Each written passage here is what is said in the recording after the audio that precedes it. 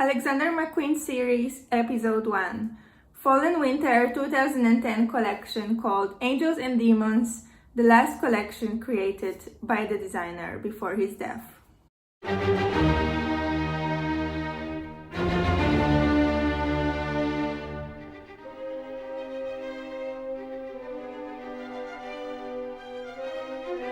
Hello fashion friends, welcome to the Alexander McQueen series where with every episode we will be talking about different collection from the designer. We are starting from his last collection, which was for Fall and Winter 2010, and with every episode we will go a bit more back in time until we reach his first ever designs to conclude the whole series, to pay a big tribute to his work as he was a fashion genius.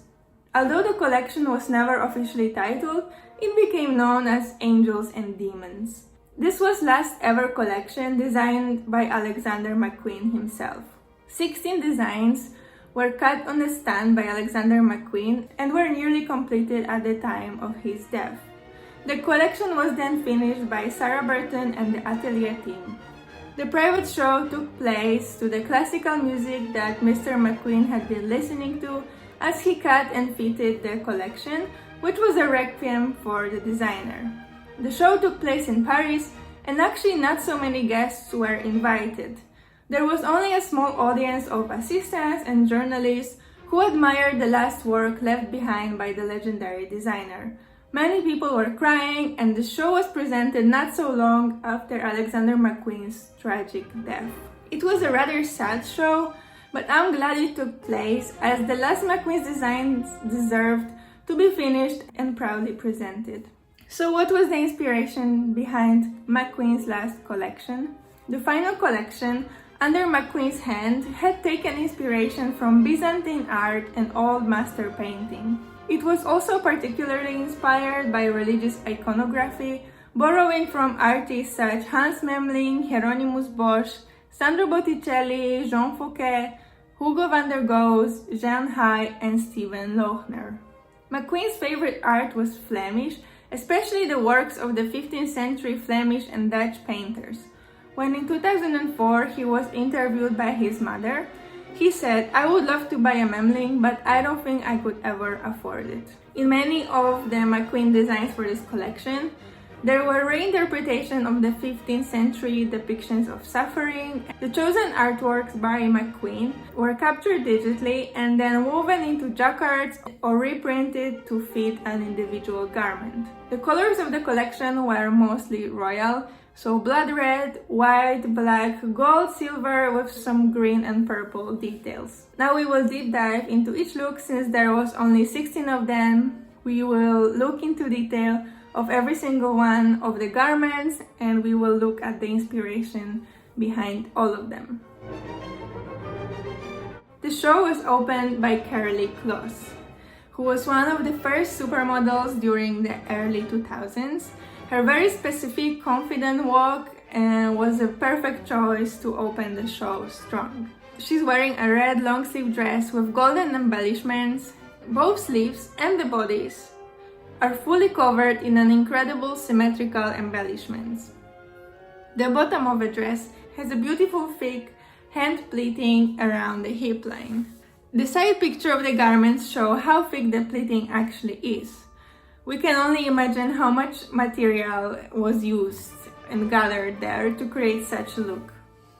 To complete the look, the model is wearing high-heeled boots with golden details on the sole and on the heel. She is also wearing an interesting headpiece, about which we will talk a bit more later.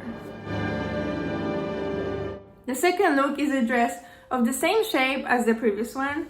The bottom skirt is black, however the top of the dress plays the main character here.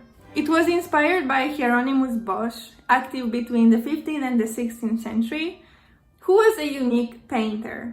With his monstrous figures and visions of hell, he left a legion of admirers, and dozens of artists took his work as inspiration. He painted the dark figures as a warning in a typical medieval religious atmosphere to remind those who sin that God is watching. For this look, McQueen chose the famous The Temptations of St. Anthony. The front and back of the garment is covered in reconstructed painting in the form of a print, focusing on color and shape.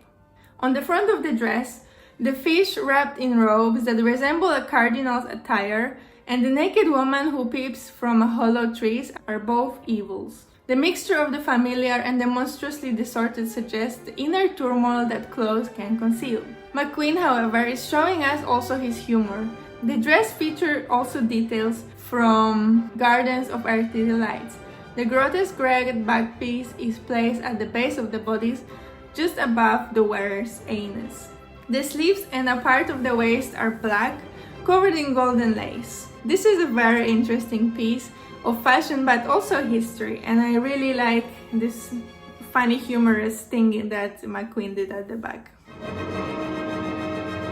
Look number 3 is another representation of royal colors. Here we have a gorgeously draped red dress covered in the front and bottom part with tonal gold threads on detailed embroidery. The look is completed with tall leather black boots with straps around ankles and above the knee. There are also gold details encrusted on the bottom of the shoes. As the styling of the collection was a classical McQueen, the models wore a burnished metallic skull cap, in some cases bisected with a mohican of golden feathers. Next we have a golden colored dress with carefully draped sleeves and cleverly draped fabric all over the garment with panels and tucks. The dress is gathered at the waist with a belt. The model is also wearing a glass-stained necklace in red, green, and purple colors, reaching almost up to the chin. We can see the material is also covered with a print of a painting.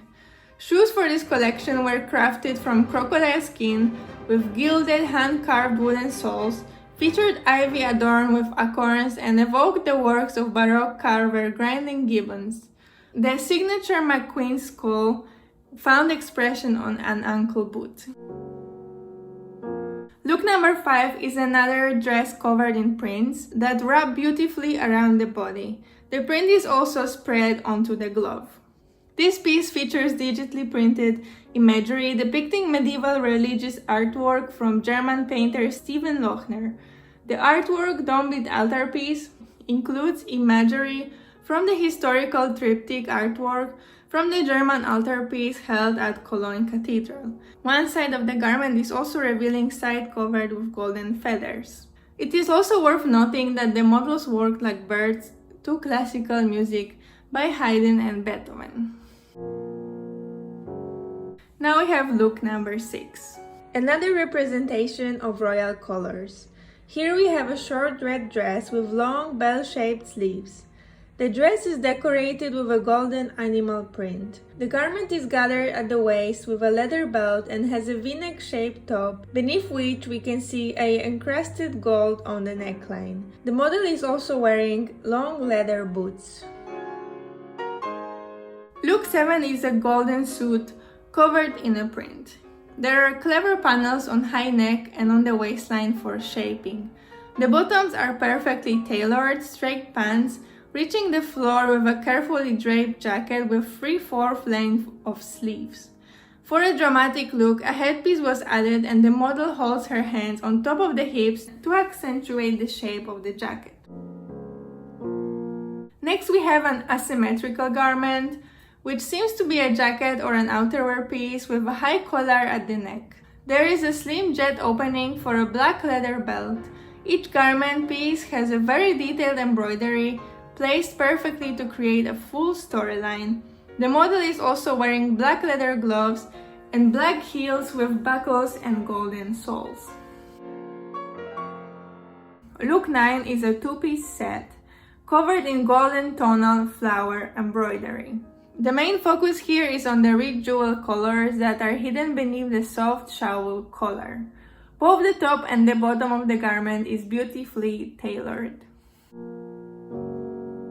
For look 10 and 11, McQueen used Hugo van der Gogh's Annunciation scenes from the Potinari altarpiece. Two pale chiffon gowns were influenced by Renaissance statuary.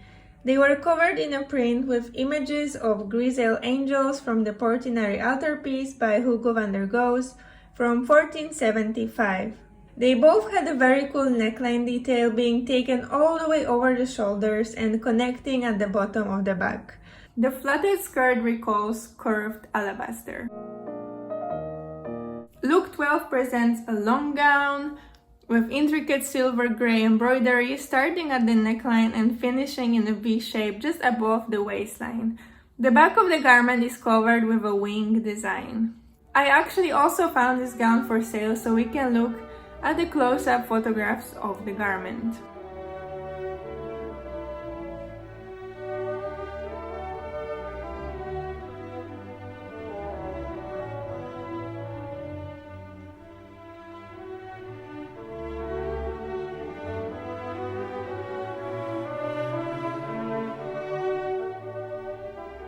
Next, we have a heavenly garment. It looks real but also could have been painted, as it has an elaborated yet delicate construction with soft materials gathered in the middle and the outer part being more powerfully shaped. At the neckline, there is a delicately gathered silk. If you look closely, you can notice that the sleeve is actually twisted and pleated into shape. The garment is skillfully embroidered. Look 14 is a gorgeous long red dress with long sleeves and a floor-length cape in a matching color. Both garments have intricate symmetrical beading. We cannot see what the shoes are. There are also no jewelry or bags, just a headpiece as a statement. For look 15, we have a black floor-length dress which can be divided into two. Tight bodies with long sleeves with exquisite golden details and elaborated embroidery, and a long black skirt with plenty of material gathered at the hips. The head of the model is again wrapped in a bandage with a feather coxcomb. To close the show, McQueen designed a high-collared, form-fitting cutaway jacket made entirely from golden feathers. In a way, that one look encapsulated everything about McQueen, both the tailoring and the romanticism. It must have taken many hours to create this layered feather texture. The bottom of the dress was a multi-layered white tulle skirt sprinkled at the hem with delicate gilded embroidery. Perhaps he wouldn't have chosen to show it in such a simple and intimate way in a small ornate room to privately invited groups of editors, because that left out the full realization of concept and showmanship that equally drove his creativity. Was there a secret message in Alexander McQueen's last collection? What McQueen had prepared had a poetic medieval beauty that dealt with religious iconography while recapturing moments of his past collections. So much, however, was missing. The setting he would have preferred, the looks he would have envisioned for the models, and even a number of garments some deemed inappropriate to show as they were demon-themed. While McQueen was of course notorious for his displays of dramatic shows, the foundation of his success was still his ability to create breathtaking garments. In many ways, the solemn presentation of these pieces, away from the theater of the catwalk, gave everyone a chance to see just how carefully crafted they were, how the silhouettes were modeled and supported to perfection, how emotive prints were shaped, almost invisibly by darts and panels, to sculpt the prints to the bodies of the models. I think the collection did sum up Alexander McQueen's many years of design perfectly. The show displayed only a fraction of what McQueen had probably completed, but even in its abbreviated length, it not only demonstrates the designer's unmatched technical skills, creativity, and mastery of the female form, but also confirmed the massive loss that the fashion industry and the world at large suffered in McQueen's death. The collection was also crafted from the most luxurious materials.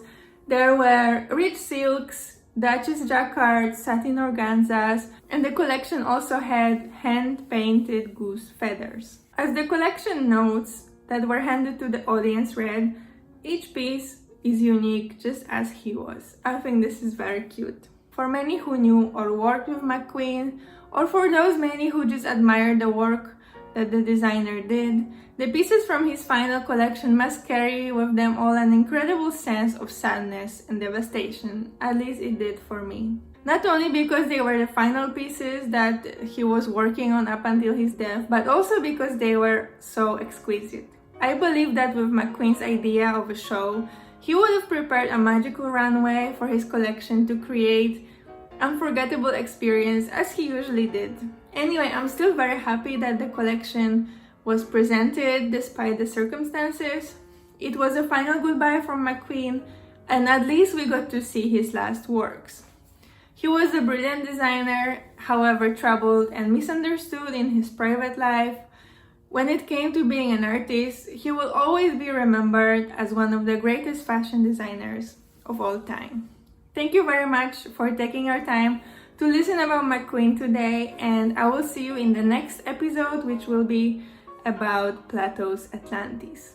Bye!